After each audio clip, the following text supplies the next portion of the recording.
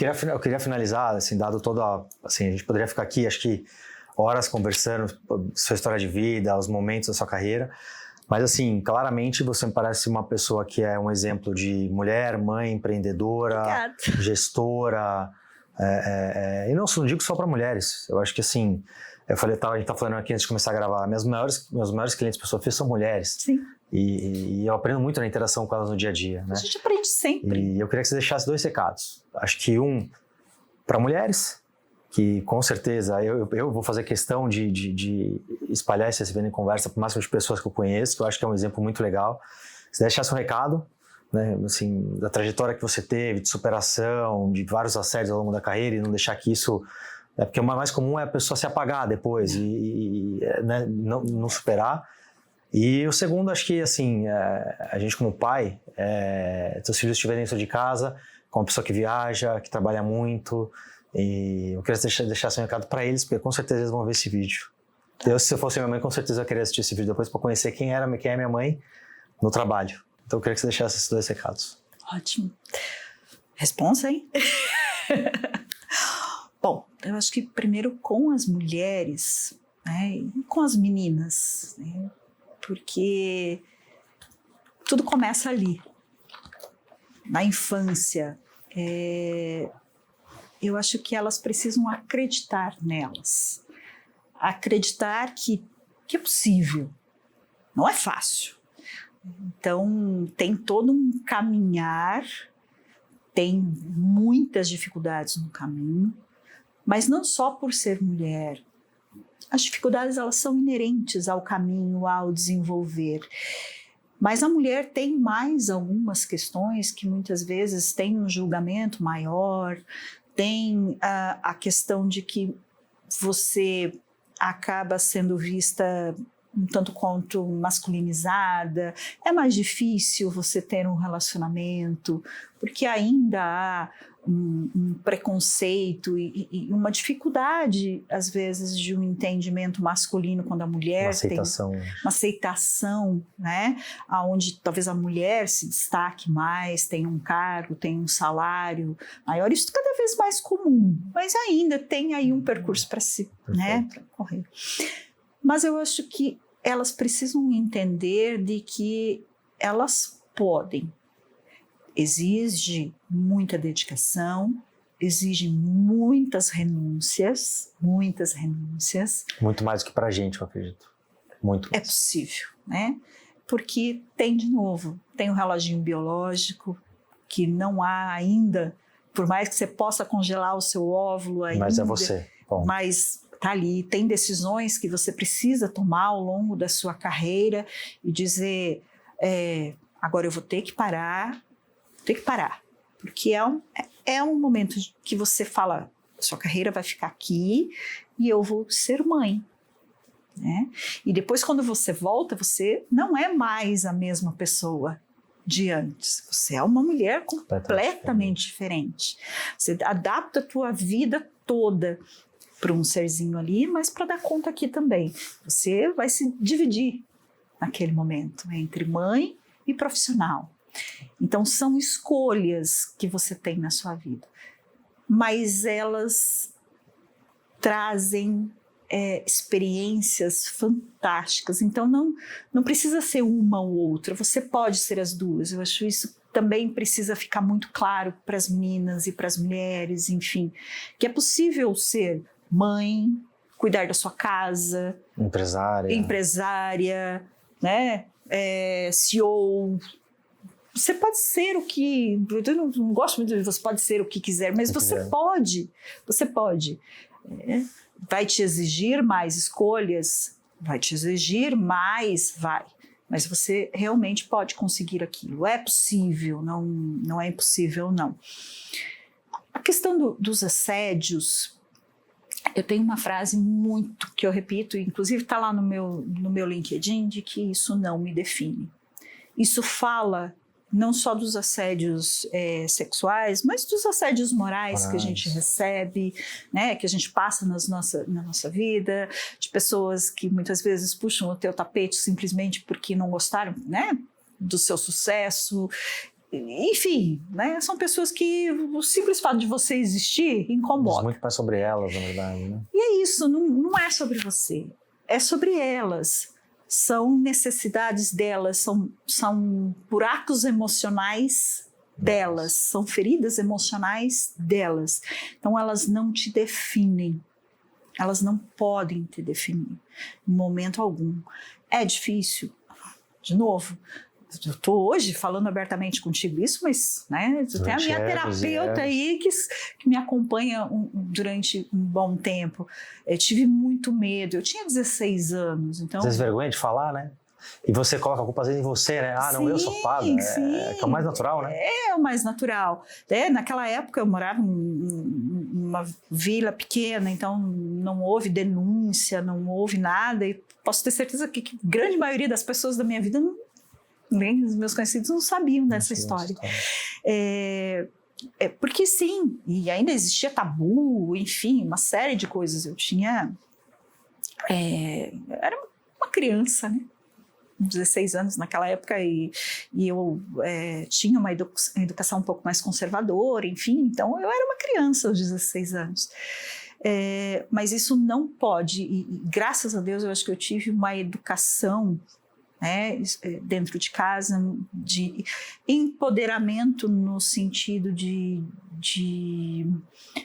confiar em mim e confiar nas minhas decisões, de que isso não me afetou na questão da minha autoestima, como pessoa, né? Eu tinha medo, porque eu tinha medo. Óbvio. Né? Eu tinha medo, foi uma agressão, né?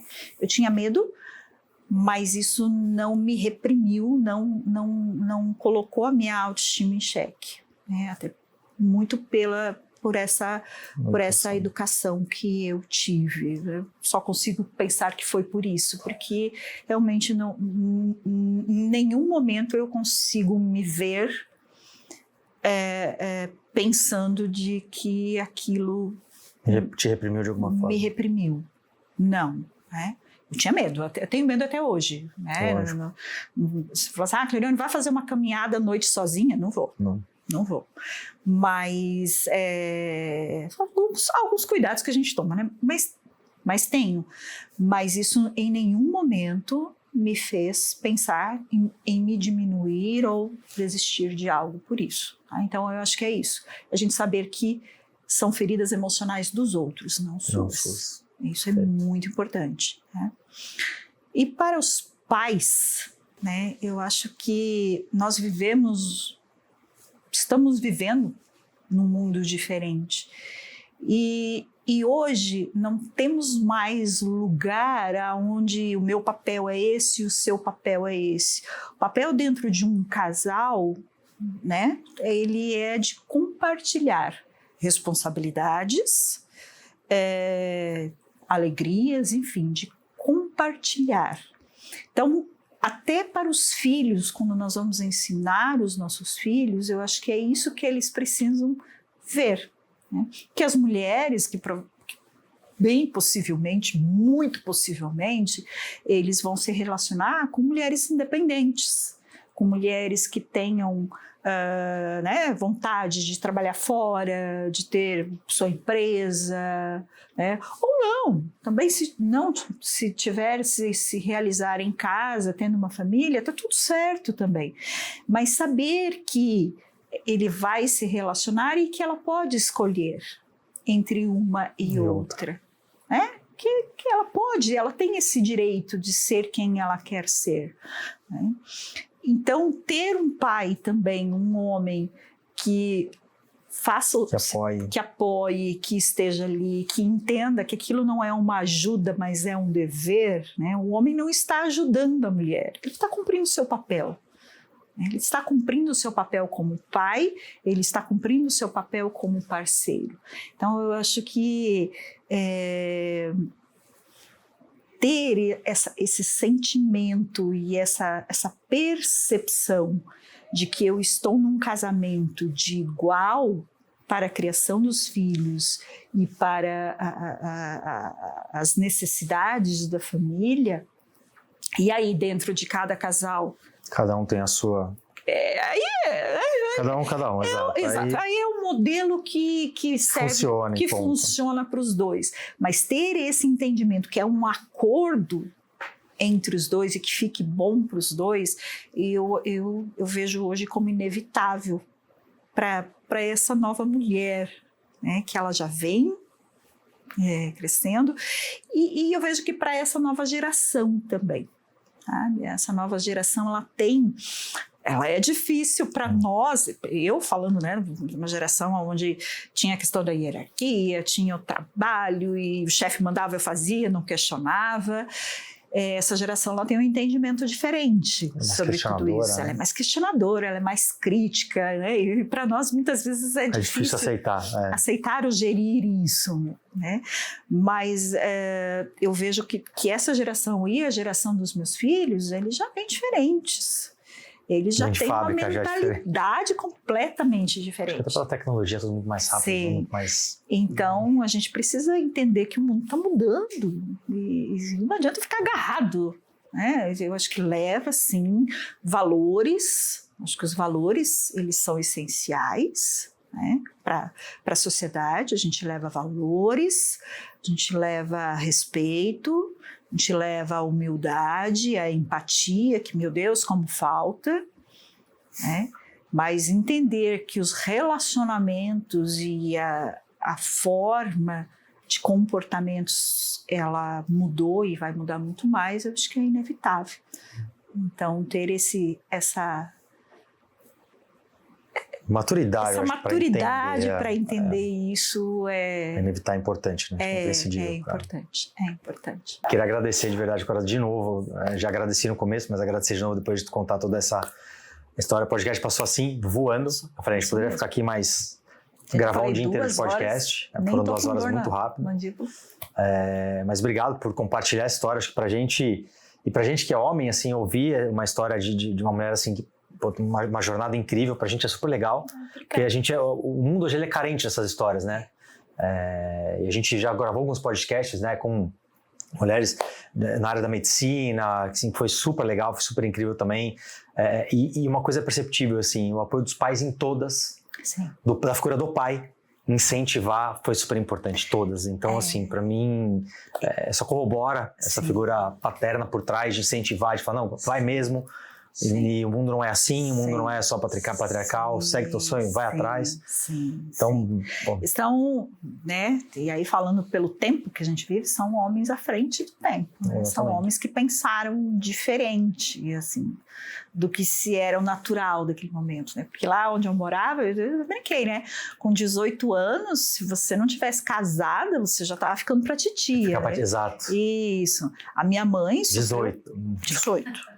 A minha mãe sofreu muito preconceito, porque ela parou de ir nas reuniões de mulheres da igreja, porque ela era julgada porque eu saí de casa para estudar. Tá? Então, eles também, eu vejo que eles foram muito corajosos. Abriram tua cabeça, né? Pro mundo. De me incentivar para o mundo, porque eles também sofreram retaliações em relação a isso, sabe? Então, por mais que eu tinha 7 anos e ia sozinha, mas eu pensei, meu Deus, não, né? Uma criança, né? Mas eles foram fantásticos dentro das possibilidades que eles tinham, sabe? E graças a Deus que assim o fizeram, porque trouxe uma mulher igual você para a sociedade. Obrigada. Que bom que assim o fizeram. Um pouco de síndrome de impostora nesse sentido, mas obrigada. Eu poder contar um pouco dessa minha história. Bom demais. Poder compartilhar com vocês um pouco da minha vida. E assim, também eu acho que até, né, a Jana falou assim, meu Deus, tem muita coisa que foi a primeira vez que eu ouvi, então as pessoas me conhecerem um pouco mais, porque às vezes também se tem aquela coisa de que eu nasci assim, eu fui sempre assim, não, né? O pessoal vê a pinga que nós tomamos, mas não vê o estômago que nós levamos, né? Essa frase é muito boa. Isso, fala assim, já tá lá em cima, mas... né? Pra ela é fácil. Ela é fácil dizer pra gente trabalhar mais. Não, gente, né? Eu sei que é porque eu passei por isso também lá. Eu sei que é porque eu passei por isso, e é natural. É um caminho que, salvo salvo alguns herdeiros, né? É o caminho a ser seguido. É o pedágio, né? É o pedágio que se paga. Maravilha. Obrigado. Imagina, eu que agradeço.